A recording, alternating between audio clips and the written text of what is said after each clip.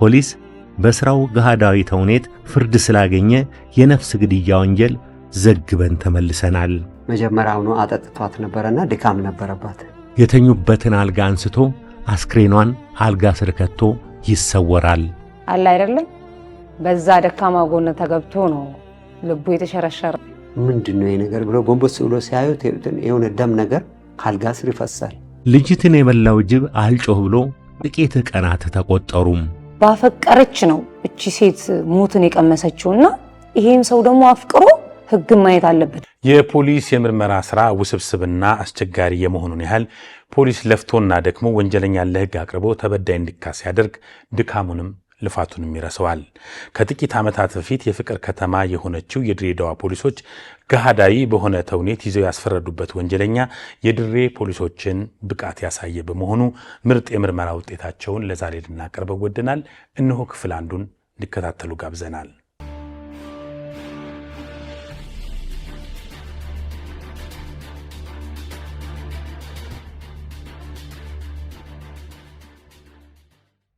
የድሬ ፖሊሶች ምርጥ ምርመራ።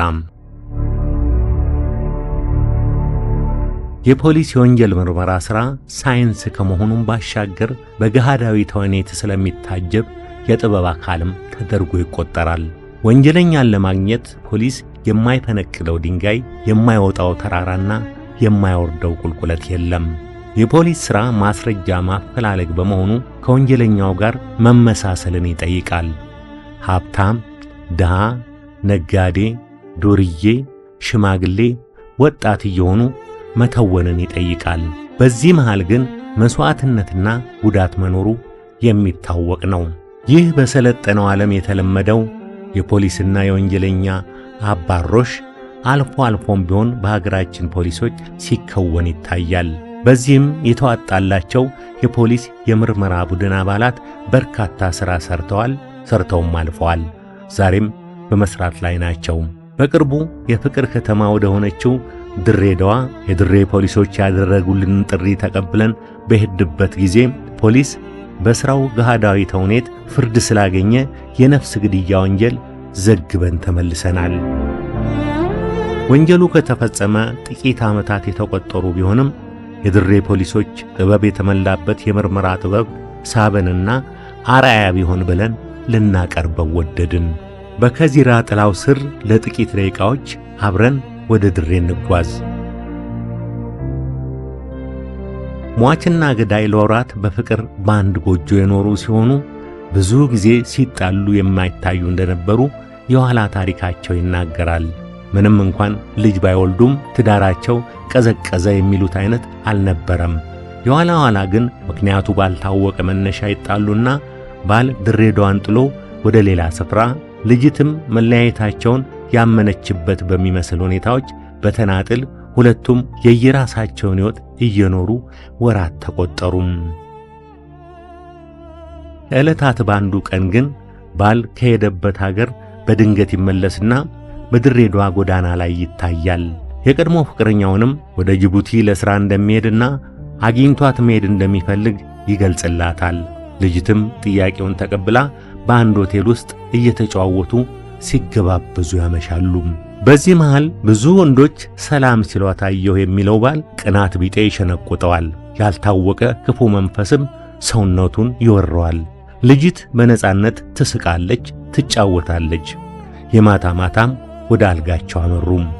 በዚህ መሃል ላይ ወደ ከሌሊቱ 8 ሰዓት እንደዛ ግምት በሚሆንበት ጊዜ ያንን ቀን ከወንድ ጋር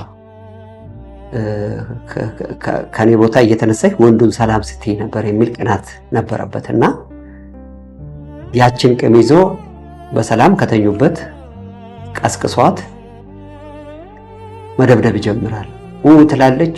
ቦታዋ ትንሽ ሰወር ያለ ነው፣ ብዙም አልደረሰም። በዛ ላይ መጀመሪያውኑ አጠጥቷት ነበርና ድካም ነበረባት።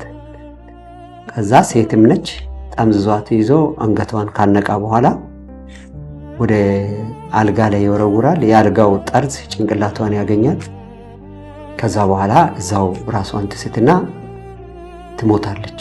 የቅናት ስሜት ውስጡን ያነፈረው ባል ከሌሊቱ 8 ሰዓት ላይ ከመኝታው ይነሳና ጭካኔ በተመላበት መልኩ ናፍቀሽኛል ብሎ ያመጣትን ፍቅረኛዋን እዚያው አንቆ ከገደላት በኋላ የተኙበትን አልጋ አንስቶ አስክሬኗን አልጋ ስር ከቶ ይሰወራል።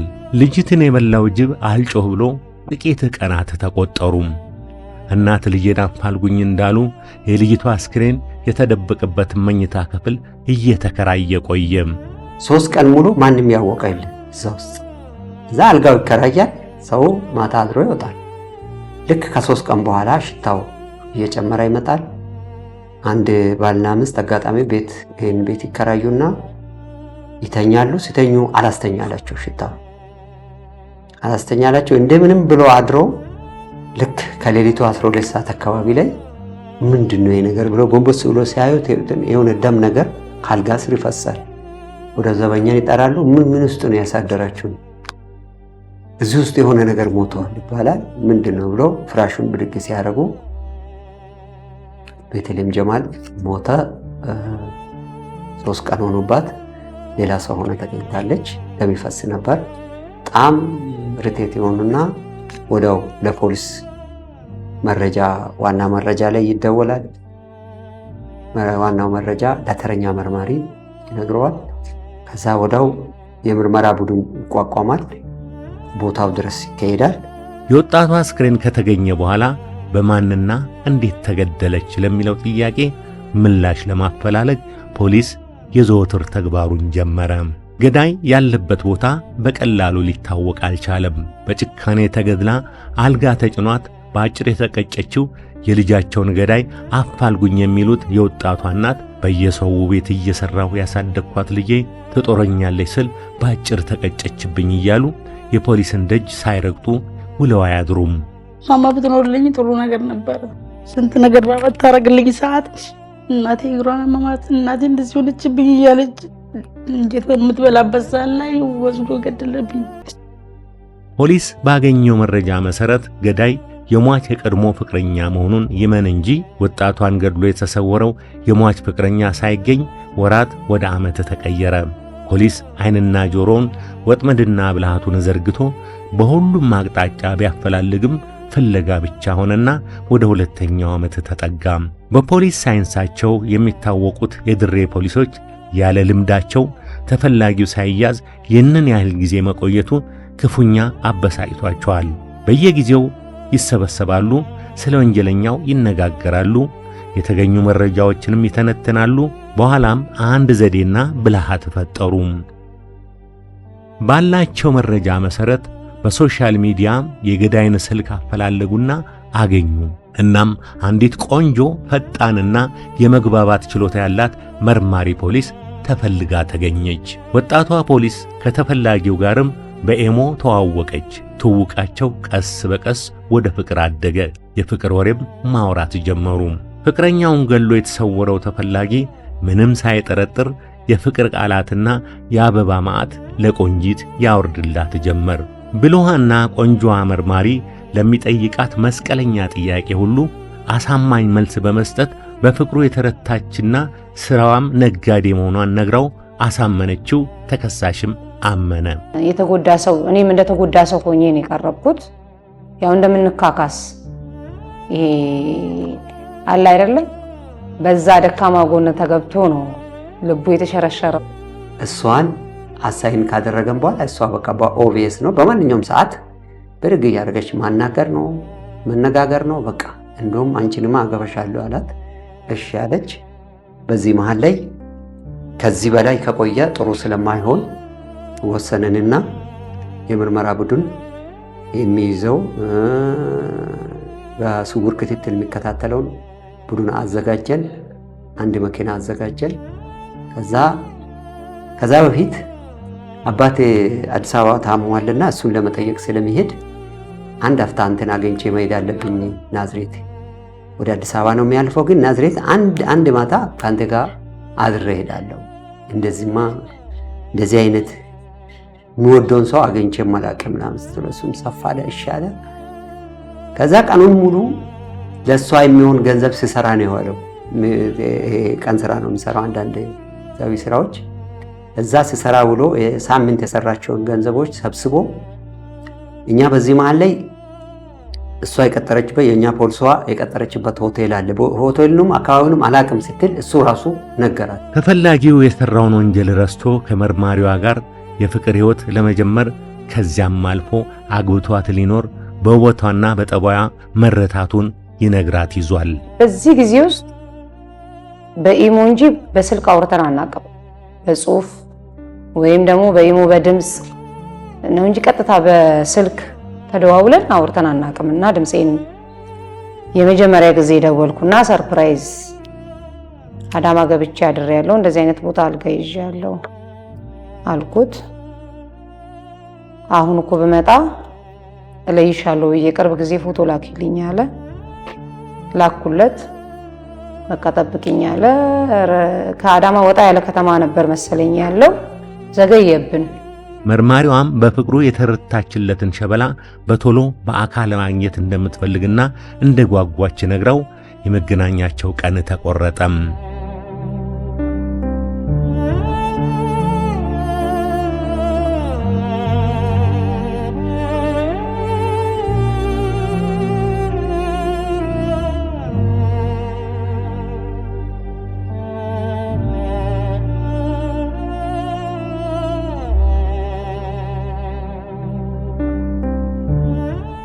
ለበርካታ ወራት ፍቅረኛውን ገሎ የተሰወረውን ተከሳሽ ለመያዝ የጓጉቱ ፖሊሶች ስውር መርማሪዎችን አዘጋጅተው ፍቅረኛዋን ለማግኘት ልቧ የተሰቀለው የድሬ ቆንጆም የኢሞ ፍቅረኛዋን ለማግኘት አምራ ተውባ ጉዞ ወደ ተከሳሹ መገኛ አዳማ ከተማ ሆነ።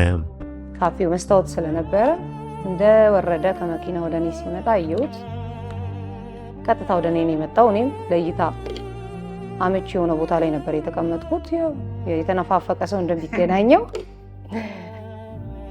በጣም በቃ መጥቶ ቀጥታ አቀፈኝ። እዛም በቃ አሁን በቃ ማረፊያ ቦታ እንሄዳለን ምናምን አለ። የዛን ሰዓት ያው ፍቅረኛዬን ያዙብኝ ፖሊሶቹ መጡና ማለት ነው።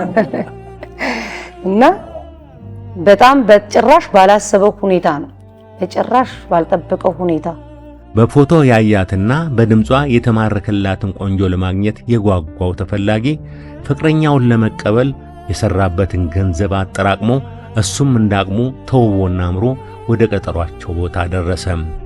ምናልባትም በመንፈሱ ፍቅረኛው የድሬ ልጅ ናትና ባለጋሪው ቶሎ ቶሎ ንዳው የሚለውን ዜማ እያዜመ ይሆናል።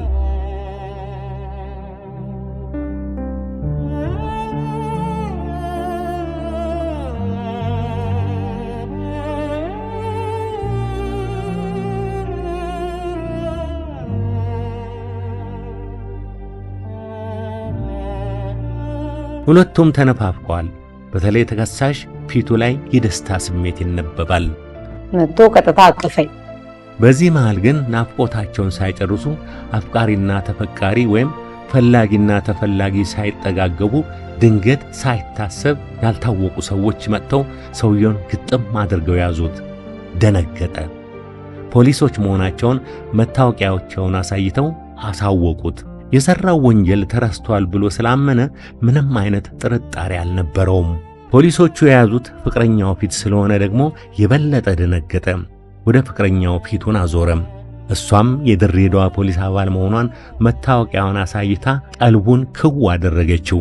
እሱ ባለበት ቦታ ምን አይነት ቦታ ላይ ሊቀመጥ እንዲህ አይነት ወንበር ላይ ቁጭ አላት። በዛ ቦታ ላይ እሷ ተቀመጠች። እኛ ሁሉም በሲቪል በሚሊቴሪ ታጠቁ ኃይል ሩቅ አድርገን አስቀምጥ ነው። እሷን ለብቻ አስቀምጠን ከሷ አጠገብ አንድ ሆኖ ምግብ እየበሉ ምን እያሉ ምንም በቃ ተስተናጋጅ ነው መስሉት። ምንም አይነት የፖሊስ ፌስ እንዳይታይ አድርገነው አስቀምጠን እየበረረ ቢያንስ 1 ሰዓት አቆያት። እዛ ጋር ገንዘቡ የሚሰጡ ሰዎች ቤት ውስጥም አንድ ከሌላ የተወለደች ሕፃን ልጅ አለች። ብቻውን ነው የሚያሳድገው። እሷን ሁሉ ለጎረቤት ሰጥቶም ብሎ መጣ። እኛ ደግሞ እዚህ ጥደን ቁጭ አድርገነዋል።